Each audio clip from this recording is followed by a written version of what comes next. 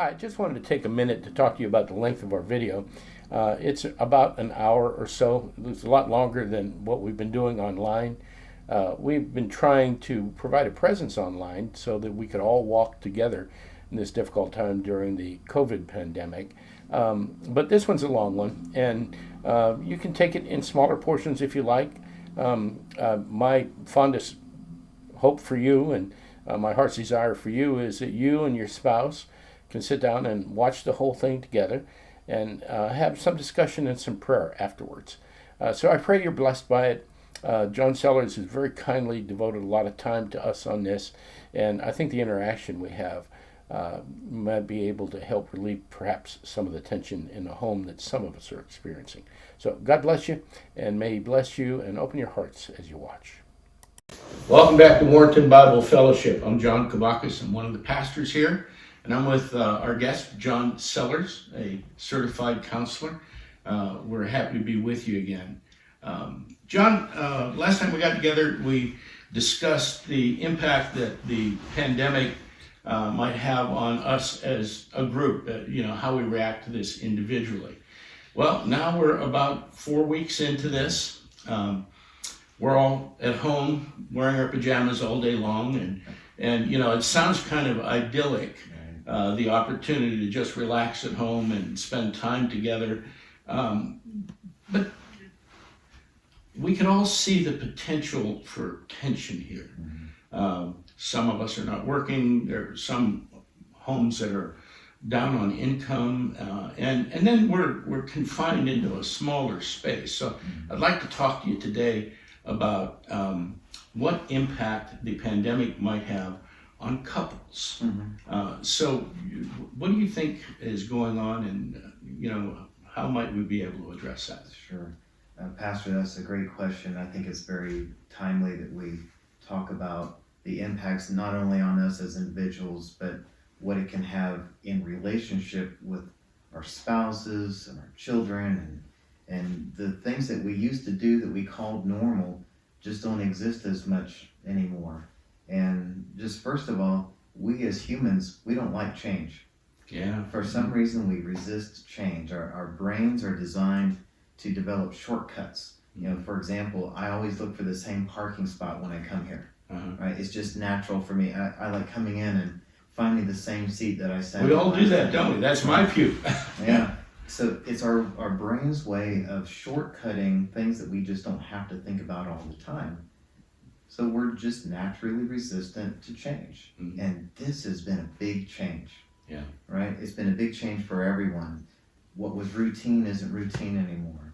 Now, of course, some families are homeschool families, and their schooling situation didn't change at all, or maybe very little if they didn't go to co-ops or something. So that hasn't been a big change. But what is changing is the amount of time we spend together. And for couples or families that had work situations where a spouse would be out of the home for 8 to 10 hours a day, and now they're not.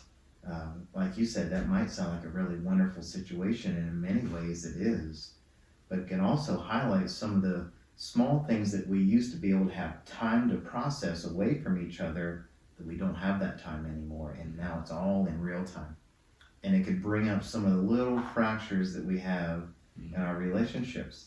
So spending more time together sounds like a great idea, and in many ways it can be, but it can also highlight those areas that we don't quite have the time to process that we used to when we had this time apart from each other. Well, that's interesting, John, because we're all good people. Right. We're not supposed to have fractures in our relationship. What's going on with that? Well, I say fractures to mean some ways that, maybe we don't communicate as well as we ought to.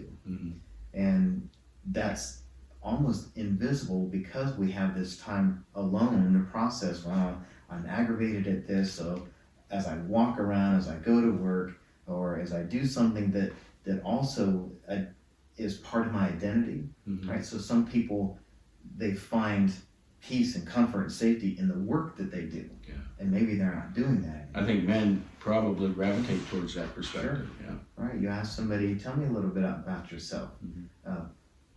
many women will say, I'm a mom of 3 kids, I'm a this, I'm a that. Many dads will say, I'm a farmer, I'm a firefighter, they start with their vocation first. Right? So I think you're saying we identify ourselves with the things that we do, and that even normal couples, even good healthy couples, there can be tension from time to time where, maybe we're in a time where little things begin to get big. Right. Yeah, and that's what I mean by the small fractures that can be highlighted because we're spending more time together and not having that alone time to process what's going on in our feelings. Something that will happen in a relationship is our face we call it the truth-telling billboard. It gives the story of what's happening in our emotions. It's really one of the only places on our body that our muscles are directly connected to the skin. So about the time I have a thought in my head and my face reacts to that is about 1/25 of a second. Here's what's wrong with that though, or here's what's challenging. It takes my brain a little bit longer to register what my face is doing, and I might not be ready for everyone to see that. So then I've got to make an adjustment. But guess what? You've already noticed. Yeah. Right? You've noticed what my face is telling of the truth that my so especially somebody who knows you well. Know you very well. You know the face, Pastor, right? Yeah. Sometimes that face means I'm in big trouble. Or sometimes that face means things are going to be pretty good for me. Right? You get to know your partner very, very well and what their face is telling you. And that face is often telling you what emotion is underneath that. So as we spend more time with each other and getting to know each other, we're going to be able to see those things even a lot more readily than we maybe used to pay attention to. So as we work together in developing now, what do we do with all this extra time that we have? It will be in the ways that we communicate with each other. And I have to tell you, when I do couples relationship therapy, almost every one of them say, we'd like to communicate better, right? So we have to dig into what's wrong with the communication now, what's not effective in the way that they're communicating. Well, let's talk for just a moment about that, because I communicate to Kelly all the time. I say good morning. I say good evening. Are we talking about that level of communication, or are we talking about some different level of communication? Most of the time, the conflict comes when they're not able to handle the stress or the strife between them very well. We operate often out of our emotion, and if we're not in touch with where that's really coming from, I'll share with you in a little bit about what I call the 10 Commandments of Fighting Fair. It's actually 11 of them, so I stuck a different one in there. Ways to handle conflict well. It's going to happen.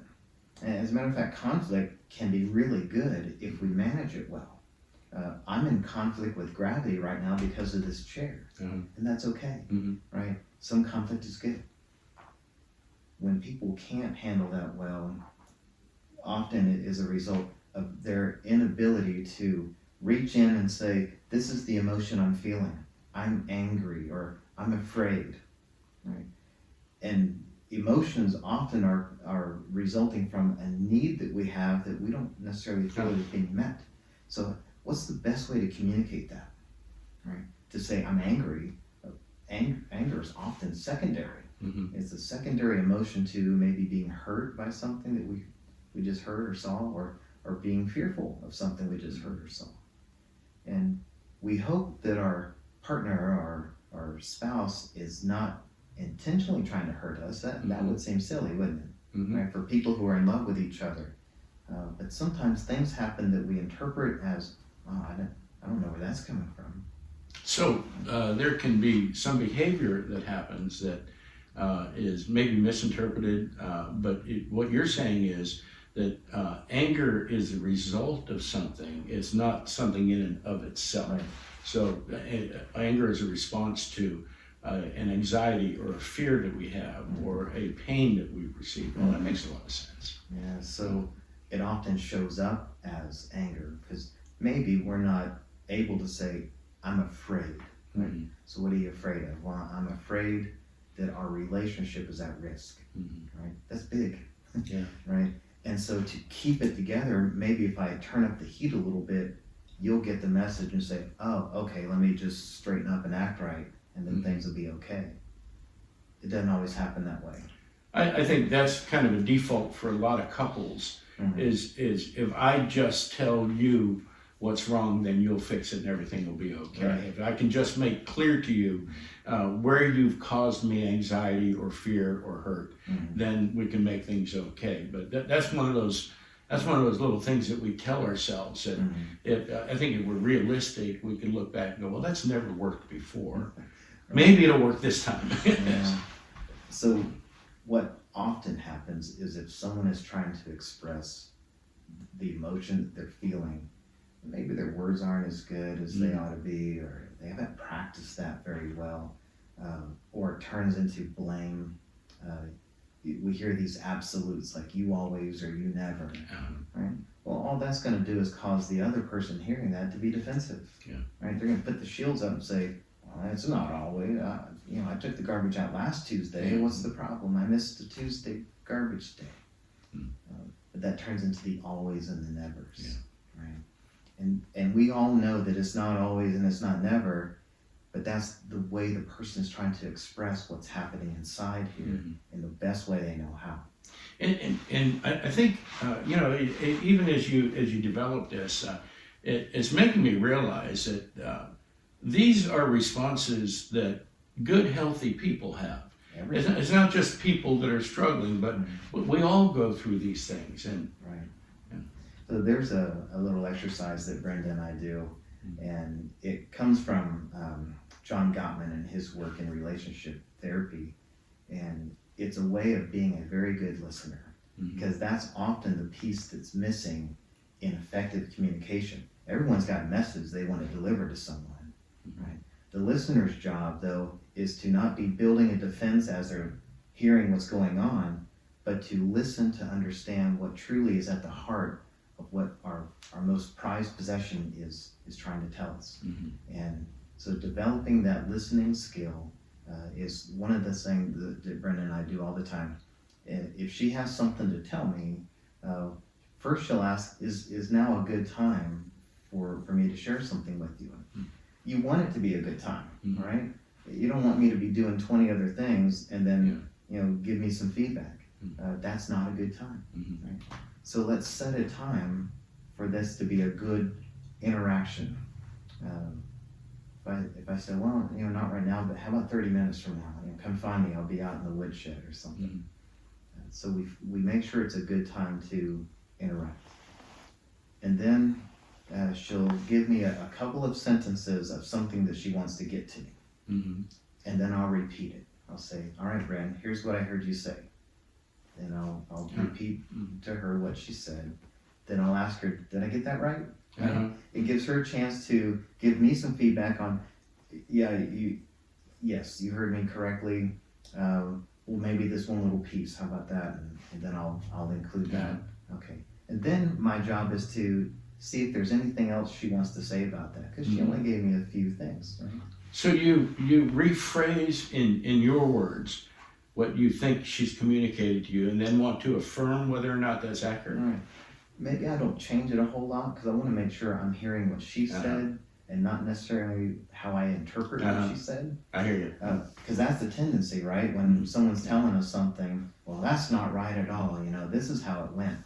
We want to defend. We want to get the truth out there. So I give her back what she said to me. What I heard you say was this. Is that right? And my job there is to focus on some of the feeling words, some of the emotions. If she says, I'm frustrated, I'm angry, I'm upset, I'm sad, I want to start there. I want to say, you're sad because this. Did I get that right? And then she tells me, yeah, I got that right. Then my job is to see if there's anything else. And so I'll ask her, is there anything else you'd like to say about that? And maybe she does. Maybe she wants to tell me more about how this has made her sad, or how this has made her happy, or how this is really good or really bad. And then we just keep going until when I ask her, is there anything else yet you want to say about that? And she says, no, I think that's all. So at that point, you're pretty deep into how she's feeling about this situation. Yeah. And if we have time, and if we have the energy, and when she says no, there's nothing else I'd like to say about that, maybe I take a turn at being the talker, and she gets to be the listener. Mm-hmm. Right? I want to make sure it's a good time, and that we're just not, tired from that discussion, because you're right, Pastor, it can get pretty deep. Because now, for the first time, maybe I'm hearing what's truly at the heart of the issue. What has caused those emotions to come up? And if it's something that I said or did, I really want to know that, because I don't want to do that again. Right? I want to do that differently next time. Right? That would look a little bit different if you didn't take the time to listen. And we've all run into situations where we're talking to somebody and we can see that they're not really listening, they're forming a response. Right. Okay, and when I've seen that, in counseling, it causes me to wonder when I'm doing the same thing. Because we have that tendency to defend ourselves, to preserve ourselves, to make sure that the other person understands what we have to say before we understand what they have to say. Right. We have this tendency to make sure the other person knows that we're right. And being right is overrated. Yeah. Because even if you get to that point where somebody determines that they're right, well, now what? Yeah. Right? Where do we go from there? Let's just say you're both right. And often you are both right in the way that you see something. Right?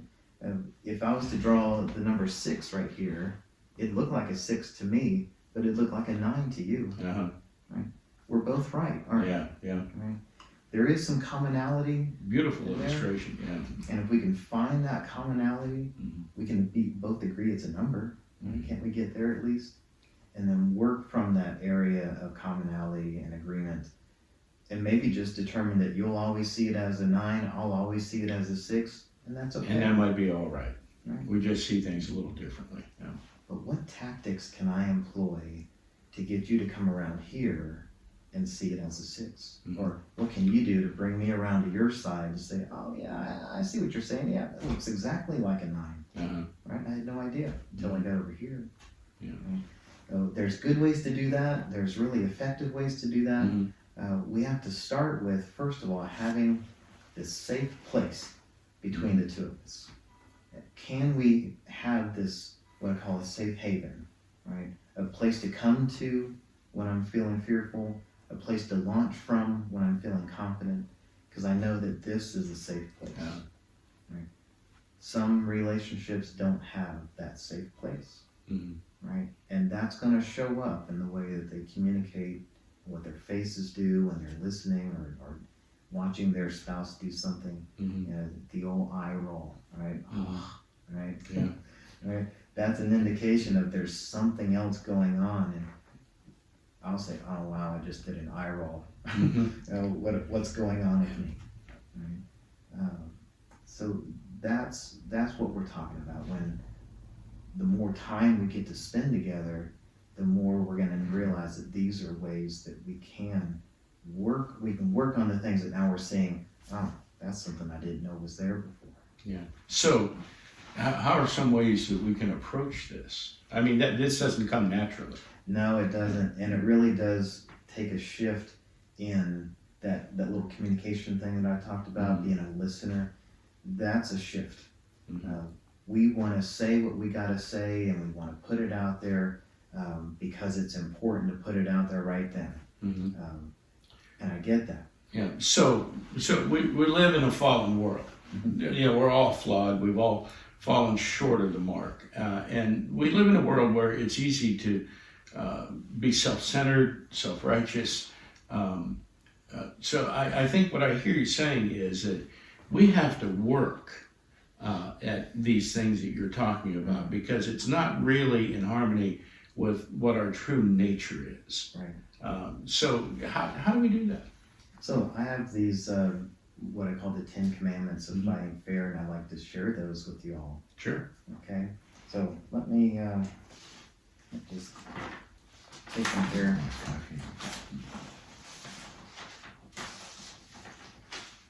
All right. Well, the first one is to ask yourself, why are you upset? What truly is going on in your heart and soul when you've realized, wow, I got this emotion coming up. I'm angry right now, or I'm frustrated right now. What are you truly angry or frustrated about? Is it really, truly that he left his sock on the floor again, or left a dish out and not in the dishwasher? Is it that the clothes aren't put away? Or is it that underneath that, I don't feel valued? The work I'm doing to put into this home to make it a good, clean, safe home is being disrespected. Underappreciated. Right. So we're talking about values now, right? Not just that someone left a sock on the floor, right? Well, that's fascinating, because in and of itself, a sock on the floor is not a big thing. Right. I mean, pick it up. Mm-hmm. You know, but you're saying that the anger over the sock on the floor has a deeper meaning to it. Mm-hmm. Now, I might be known to leave an article of clothing. I've heard that you, yeah. Here's something that really happened that was really funny the other day. There was a black t-shirt at the end of our bed. Now, I wear a lot of black t-shirts, and Brenda thought it was mine. Mm-hmm. So she wasn't going to touch it. Mm-hmm. Well, I knew it wasn't mine. So you weren't going to touch it. No, I thought, well, let's just see how long this shirt stays here. It was about 3 days or so. Yeah. And I walked past it and looked at it, and I looked at her, and she said, I'm not going to touch it. It's not my shirt. I said, oh, but it is your shirt. And she picked it up and looked at it, and she said, oh, I thought that was your shirt. So we have to be careful at how we handle those moments, Right. because this isn't some triumph. Right. You know, I'm proven to be right. Mm-hmm. The way we approach each other, even in those light times, can be significant. What I think is part of the fun in doing things like that is we don't hold this animosity toward each other. There's something called contempt. Mm-hmm. And contempt arises in a relationship when there's a lot of unresolved angst, a lot of unresolved pain. And Brenda and I committed to each other before we ever got married that we wouldn't let that happen in our relationship, that we would talk these things out and we would come to a place of resolution. And 7 years later, we're still doing pretty good with that. Uh-huh. And so we will have a little moment like that and laugh about it instead of... So you've made a commitment to go beyond your natures and work at this relationship. Right. Yeah. It does take work, but it also takes play. Mm-hmm. We get so busy in life in general, and add a little conflict to that, and we forget to play with each other. We forget that our inner self wants to still run and laugh and play and have fun. And so don't forget to play. Don't forget to date. Right? Don't forget the reasons you came together in the first place. So the second commandment is to bring it up quickly but timely. And if you remember, we talked about sometimes we just want to say it right then and right now. Right? In most relationships, about 80% of them, you have someone who is really pursuing the relationship, and they'll just say it whenever they're going to say it, right? Whenever it's right here, it's going to come out.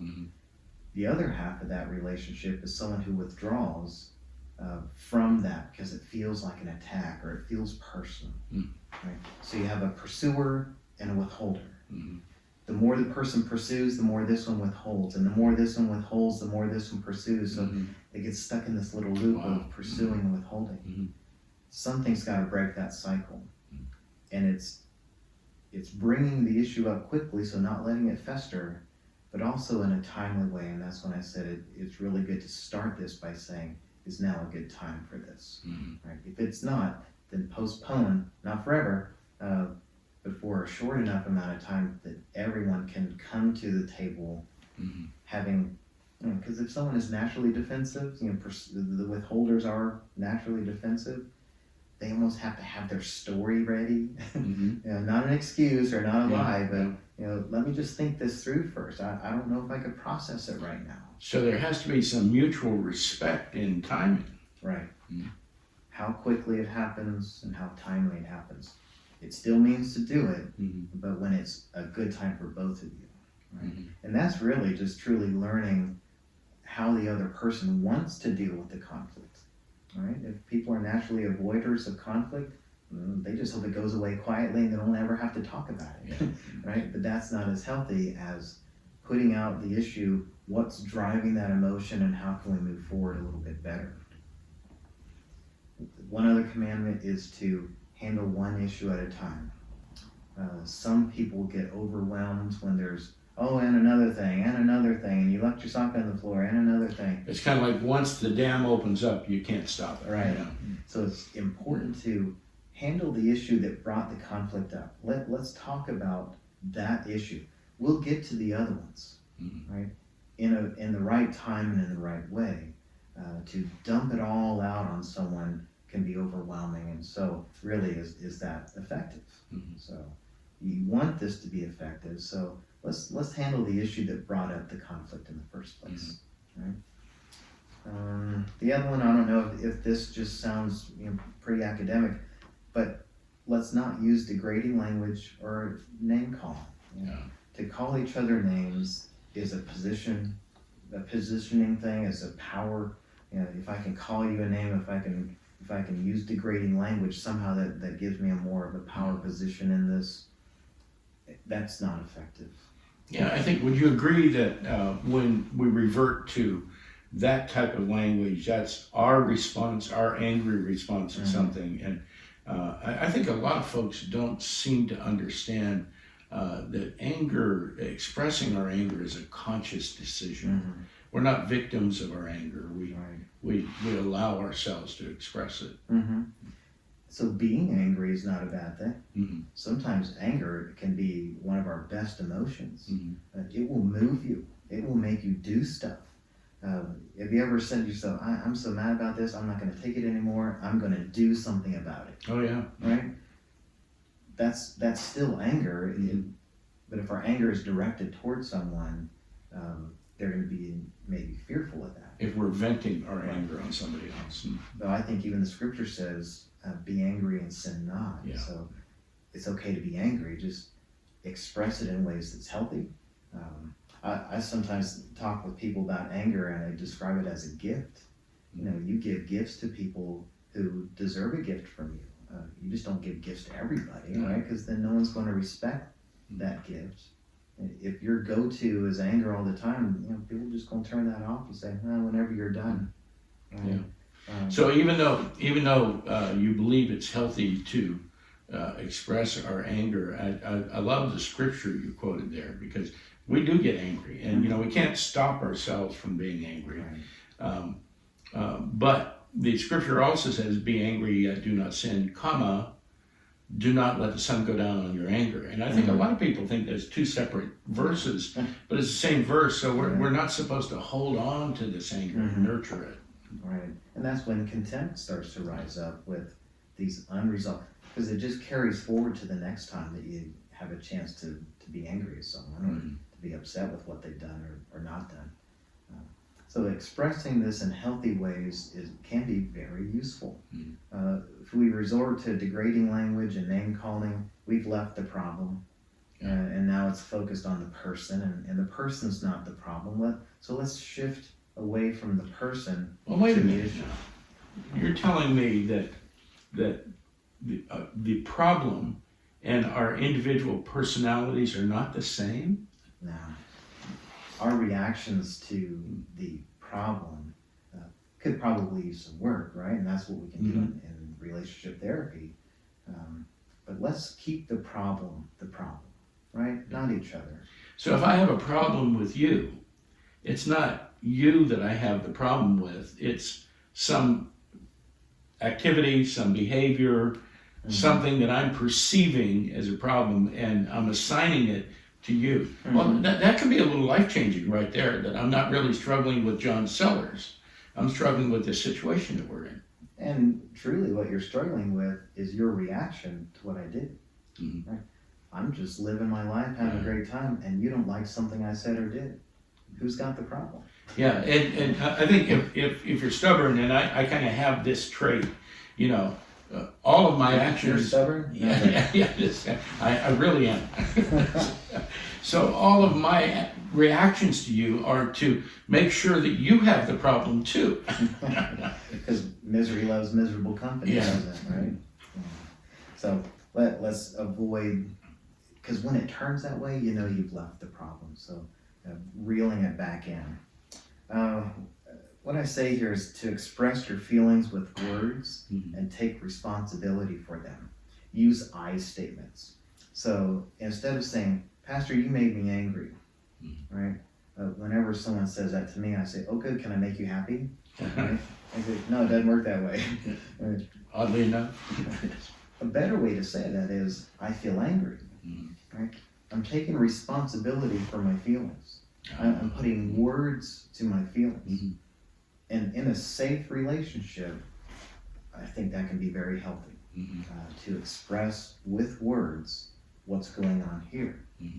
If we've got that safe haven, that ought to be one of the safest places for us to say, I feel hurt, I feel sad, I feel angry, I feel happy, I feel joyful, right? These are places where we can be our true selves without being judged or criticized for it, right?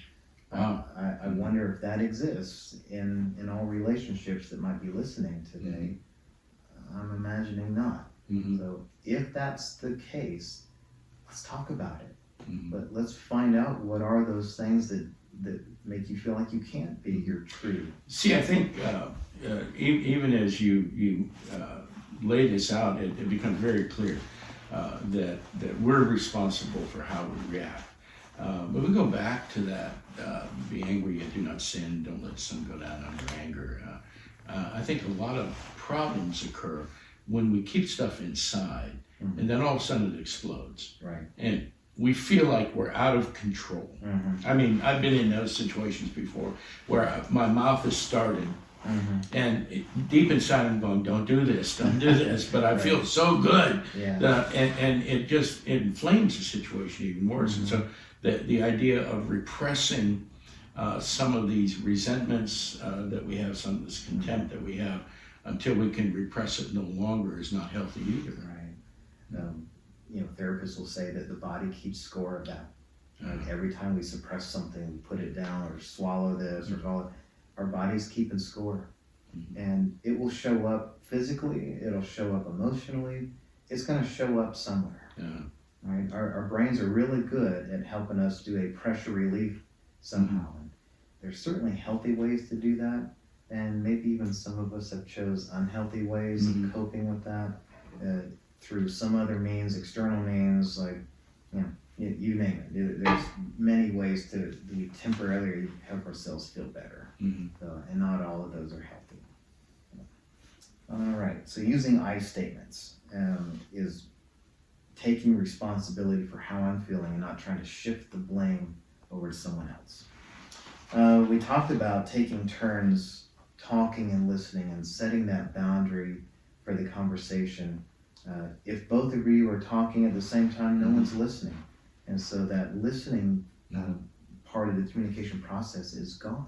And will we truly get to the heart of the issue if we're not listening, if we're not taking turns talking? So that's one of them. The next one is no stonewalling. And stonewalling is one of those other issues that can happen in a relationship where it's often called the silent treatment, or we just sparred with each other, now we're going to go to our corners waiting for the bell to ring again, and there's nothing happening. But in that nothing is full of tension. You can feel it. You can walk into the room and know there's something going on, even though the two of you haven't been talking for There's body language involved. For some reason, we can just feel that. And if you have children, and if your spouse is this way, when you cut yourself off emotionally from them, they notice, right? Some people have, this non-secure attachment, and there's a whole lot to be said about attachment theory, but essentially what it is we want to have a safe person that we can attach ourselves to. When we're growing up, it's our primary caregivers, or our parents or somebody who ever raised us. we know that we can go to them and they'll meet our needs. We find out really early in life as babies that if we make noise, somebody shows up and all of a sudden I feel better. Right? Throughout life, we're still looking for that safe other. We're still making that noise. Maybe our noise changes a little bit. Maybe we can form words now instead of just crying out. But guess what? Sometimes our noise is in hopes of that somebody that cares about us will show up and somehow we'll feel better. Right? Maybe they're giving us that attention we need, or maybe they are doing something for us that we really enjoy them doing. But for some reason, that construct that we learn as little babies translates through the rest of our lives. Wow. And I hope you have that safe other that when you make your noise, that person shows up and you just feel better. Right? Maybe it's, hey, Bren, that's my noise. And she, what can I do for you? And then we talk for an hour. Right? So if you have that safe other, that's what we're, so stonewalling means that's broken, that's fractured. You're no longer safe. Right. I can't say what's on my mind or my heart without being judged or criticized for it. Or this person is purposely withholding their emotional self from me. They've separated themselves from me. They're giving me the silent treatment. And maybe some people enjoy that little break. And maybe we do need to take a break, but let's do that because we've agreed to do it, not because we're shutting each other out. And in some ways, maybe it feels like I'm being punished, right? If that person has separated themselves from me. Parents can do that sometimes to their children, right? You threw a party in our home when I wasn't here, and for 3 days we're not talking to each other. You disappointed me, so now I'm going to make you pay. Right, I'm going to make you pay for it, right? And even though that's a tendency that we have, it's not the healthiest way to resolve that conflict. Let's put it out there. Let's talk about it. Let's figure out ways to not have that happen again, right? This one is, hopefully goes without saying, is no yelling or no physical violence. Sometimes yelling gives us that power position again. The one who screams the loudest wins the war, But again, if we're engaged in that means we haven't found a better or healthier way to express what's going on, right? The volume gets turned up. In some ways we get this one-up position over the person, and they don't like that, so maybe they try to amp it up a little bit to get at least even, or maybe even one up from you. And then that just doesn't go well. It's like getting the merry-go-round. Remember the merry-go-rounds when we were growing up? You give it a little swing, and if just one person gave it a swing, maybe it's not moving so fast that the other person could stop it. But if they give it a swing too, and I give it another swing, next thing you know, it's out of control. Inertia develops. Right? And someone's going to get hurt if they try to intervene. So we just pull ourselves away from that. So I get it that these can be intense situations and it can escalate quickly. And you're even saying, well, how did we get here so fast? Right? If we do some of these other things that maybe doesn't get to that point, maybe because we've handled things timely and quickly, they don't build on each other, right? Now, the last time we sat down, we discussed the idea that some self-examination has to be involved in order to understand our surroundings. And would you say that this is the same thing, that there has to be some self-understanding of how this thing is escalating and what's happening inside us, and are we going to continue reacting, or are we going to get on top of the situation? Right, and that's exactly right. I like commandment number 1 is, what's really going on for me right now? What am I truly upset about? What is the emotion that I'm feeling? Some research says you get 3 emotions in life: joy, hurt, and fear. And anger is often a result of being hurt or afraid, or both. Everything on the good side of that cascades out of joy, right? Joy coming from something internal, not from things that are external. We as Christians, we know where our joy comes from, right? But it doesn't mean that we're not going to feel fearful or hurt by things that we see or things that are said to us. But realize, first of all, what's truly at the heart of why I'm feeling what I'm feeling, and take responsibility for it, right? You say some participation is required. Yeah. Right? If I'm just tossing blame to everyone else around me, what responsibility am I taking for self? So no yelling or no physical violence. Key to that is if you feel that it's ramping up, agree ahead of time. Because I tell couples, in the good times, let's prepare for the bad times. So in the good times, talk about how you want to handle, the next time that you have a disagreement or next time you want to discuss a conflict. And if things get a little heated or too heated, agree to take a break.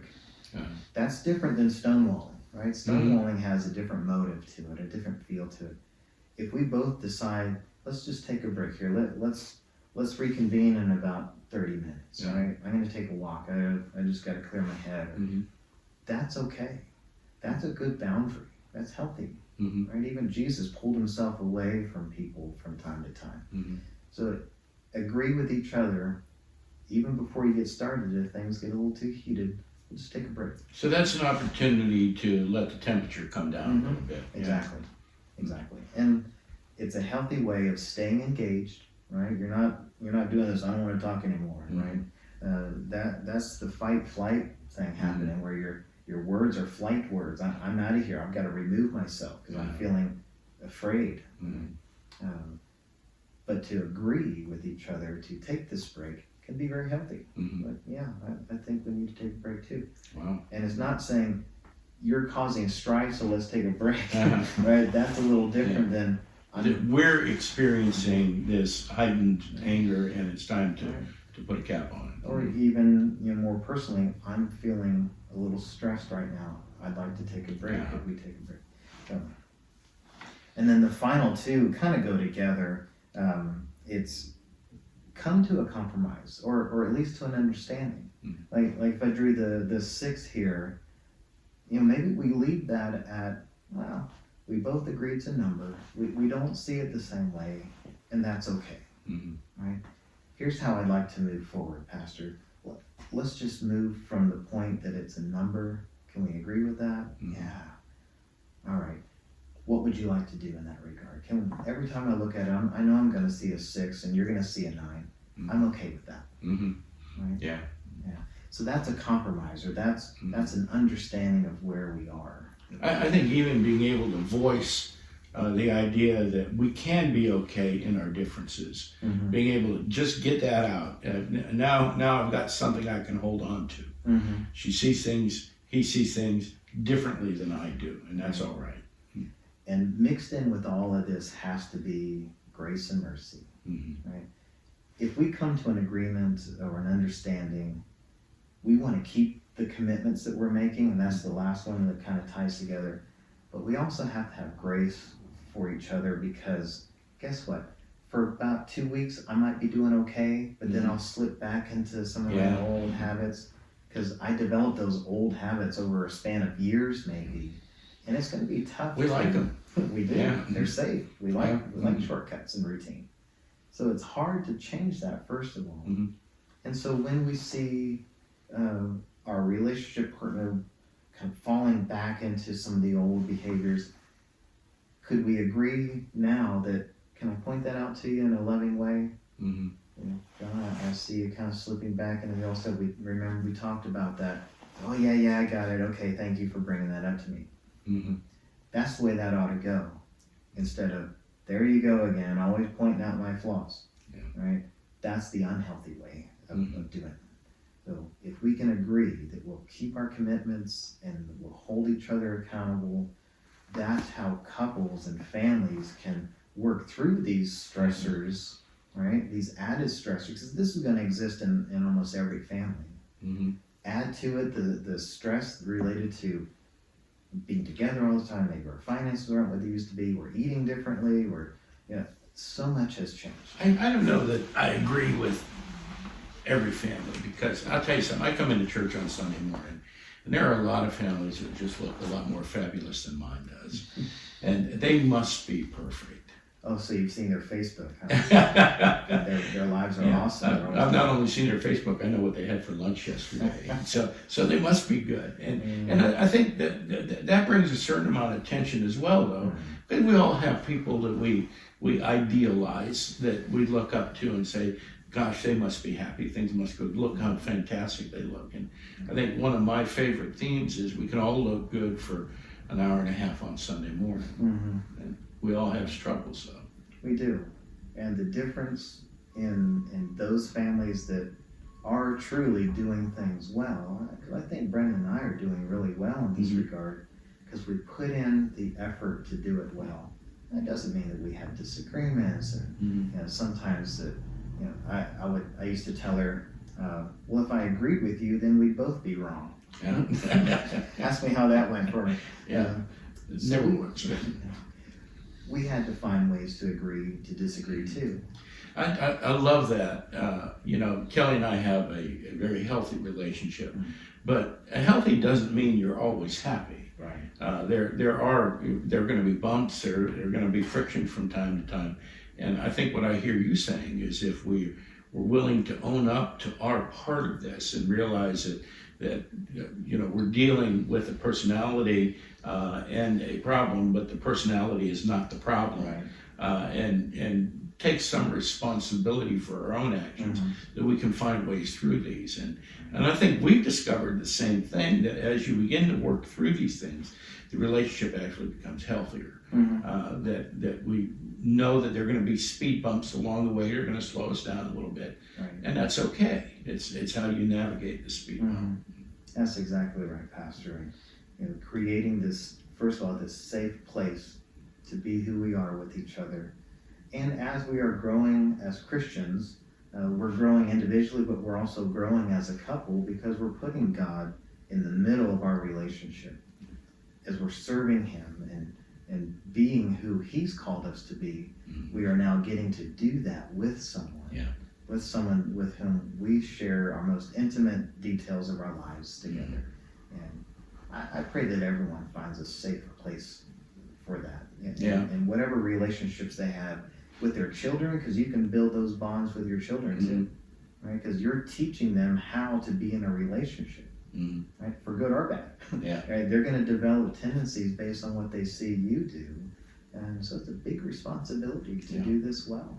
I think one thing that we can hold on to as believers, as people who profess Jesus Christ as Lord and Savior, is that our union with Him brings us into union with each other. And if we understand the eternal nature of that union, then there are no outside influences that can be a threat to the relationship. So now we can deal with them as though you know, we may fall apart because of this. We'll never be apart. Now, for some folks, that's an encouragement. So for some folks, that might be a sentence. But I think as we learn to navigate them, as we treat each other as more important than ourselves, as we try to put the love of Christ into action, then we can actually build a relationship from those moments, which takes us right back to the beginning where you said sometimes friction, sometimes a little bit of anger can be a healthy thing, because we learn how to navigate them in Christ. And that's the tool we have that gives us hope. And as we all develop as Christians, we develop with this other person that we're now partnered with. And we can be a model for not only other Christian couples, but non-Christian couples who see, wow, what is different about your relationship? I want that. And I love that because we should be a model in our marriage relationships. We should be a model of Christ in the church. The world should look at us and see something different about us. Not that we've painted a happy face on this. Not that we've got some vacuous smile that we're floating around all day long, but that we have learned how to navigate the problems that married couples have. And our dependence on Christ is what moves us forward. So we become a living testimony, but that requires some self-sacrifice. Mhm. It requires some humility. And without self-sacrifice and humility, we're left to our own devices, and that's just never going to go well. Right. That won't end well. Well, John, it's been interesting again. Mhm. It's always a pleasure talking to you. You have any closing comments? Well, the thing that I want people to understand is if they don't have an active prayer life Mm-hmm. with each other, that is one of the ways that we communicate our hearts. Yeah. Right? And I love listening to Bren pray. Mm-hmm. Right? I love hearing her heart toward God and toward the people around her. So one of the tools that we have as Christians is prayer. Mm-hmm. Right? One of the tools that we have as Christians is fellowship with another believer. Mm-hmm. So those are resources that we have that can build that strong bond and relationship with one another. So I encourage everyone to use those resources. Yeah, thank you. Thank you so much. Enjoyed our time together. Same here. Thanks for joining us again. We'll come back with another episode. Maybe the next time we get together, we'll take a look at the pastoral perspective on relationships in the middle of this pandemic. So for now, God bless you. May you be blessed by the things that you've heard. And if you'd like a copy of the 10 Commandments, just let us know. We'll make sure we get you a hard copy of it. Thank you.